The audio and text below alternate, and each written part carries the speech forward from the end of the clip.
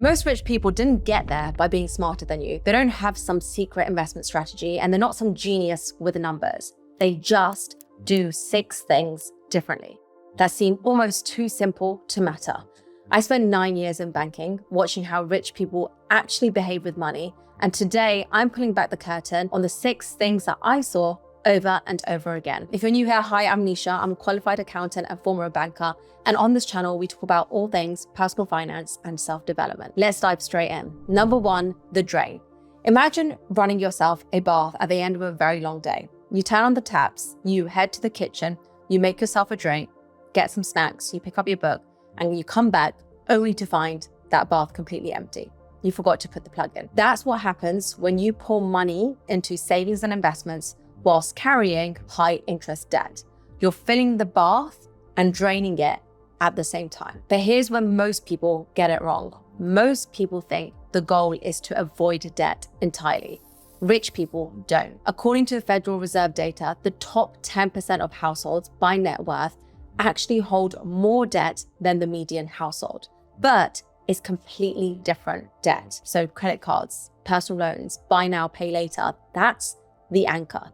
Instead, they use low-cost leverage, like a 4% mortgage, to free up capital for investments that might earn twice that.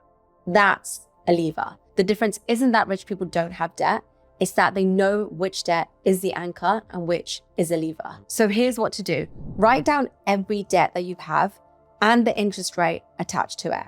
Anything above 8%, that gets paid off before you start taking investing seriously. Automate those payments, attack the most expensive debt first, the one with the highest interest rate. And then the moment those high interest rate debts have gone, then redirect every penny towards wealth building, which is what we're going to come on to later in this video. But this only works if you actually know the numbers, which most people don't, which leads me to the second thing that they have, and that is a financial X-ray. If I asked you right now how much you spent last month, could you answer to the nearest 10 or the nearest 50 or even the nearest 100? Research shows that the average person underestimates their monthly spending by 20 to 25%. It's like driving with a foggy windscreen. You're moving forward, but you can't actually see where you're going. Rich people, they don't drive blind. They can tell you what they're saving, what they're investing, what they're spending, because they treat their money like how a business treats its accounts. You can't manage what you don't measure. And early in my career, I had no idea where my money went or where it was going. I'd check my balance, I'd feel vaguely anxious, and then I'd just hope things would work out. When I finally tracked everything properly, I found that I was leaking so much money in subscriptions and small purchases that I barely even remembered making. So here's the system.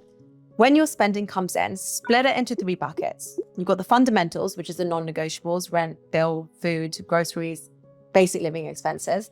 Then fun, which is the things that actually make life enjoyable, those guilt-free pleasures. And then the future, which is the money going towards savings, investments, essentially the future you. I have a super easy tracker that you can use that works with this exact methodology and then splits that spending into percentages. It's completely free, nischa.me/IST, or you can click the link in the description. A lot of people who download it end up also joining my inner circle, where you can then upload that tracker and get a full breakdown and detailed analysis on exactly where and how to optimize your finances and what to change so that you absolutely hit your short-term and long-term goals. You can find all of the details for this in the description below. Then moving on to number 3, and that is the buffer rule. Picture this, the market drops 30%, your portfolio is down thousands. What do? Most people panic. They sell, locking in that loss and getting out at exactly the wrong moment. Rich people, they do nothing. Not because they're braver, but because they have a spare tire. Think about it. If you get a flat tire on a motorway and you've got a spare one, it is an inconvenience. It's an inconvenience, but you can change the tire and you can keep driving. But if you don't have a spare one, a minor problem becomes a lot more major. You're stranded. That's what a cash buffer does for your investments. Rich people keep 3 to 6 months of the living expenses in a separate account, untouched. So when life goes sideways, they're not forced to sell stocks at the worst possible time. And this sounds straightforward, but the data shows how rare this actually is. In the UK, 1 in 10 people have no savings at all. In the US, according to Bankrate, 59% couldn't cover an unexpected $1,000 expense. So here's what to do. If you have nothing saved up yet, then aim for 1 month of your living expenses as a starting point. Once you've done that, pay off any high interest rate debt that you have above 8%, and then move on to saving 3 to 6 months of your living expenses. Do it in that order, and for each one, make sure you're automating the contribution towards it. Don't touch it. And then the question is, where do you keep the savings that you have? Right now, I'm keeping mine in Revolut, which is also the sponsor of today's video. I use Revolut both personally and for my business, and the reason is straightforward. Whilst this buffer is sitting there doing its job, it should still be earning something. On the standard plan with Revolut, you're earning up to 3% interest paid daily, so you literally see the money coming in every day. It is the truest form of making money without doing anything. I'm on Revolut Metal, so I'm earning up to 3.51%. And it's not the point of the buffer. The point is, of course, access and security, but there's absolutely no reason that money should be earning nothing while it sits there. You'll be missing out if you weren't doing this. For the business side, same principle. Revolut Business Savings earns up to 3.3% paid daily, including weekends. And what's best about it is there are no minimum amounts that you need to add. And there's no withdrawal fees, which allows you full flexibility. Your business finances are working for you in the background, and any savings earned can be reinvested into your business. Right now is a great time to get started with Revolut, as there's a limited time offer available.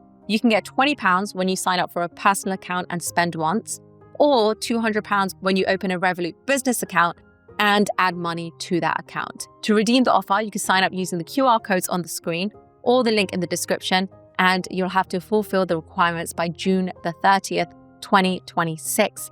Fees, promotional terms, and T's and C's apply. Number 4, get rich slow on purpose. Most people think wealth comes from being smart with money, picking the right stocks, timing the market, knowing something that the rest of us don't. The truth is almost disappointingly boring. It comes from being consistent, and consistency equals compounding. So think of compounding like pushing a snowball down a hill. At the top, you yourself, you're doing all the work. You're pushing and it barely moves. But once it gets rolling, it picks up snow on its own. And eventually, it keeps picking up more and more snow and becomes massive. And you are just watching. Warren Buffett started investing at 11 years old. He's widely considered the greatest investor who's ever lived.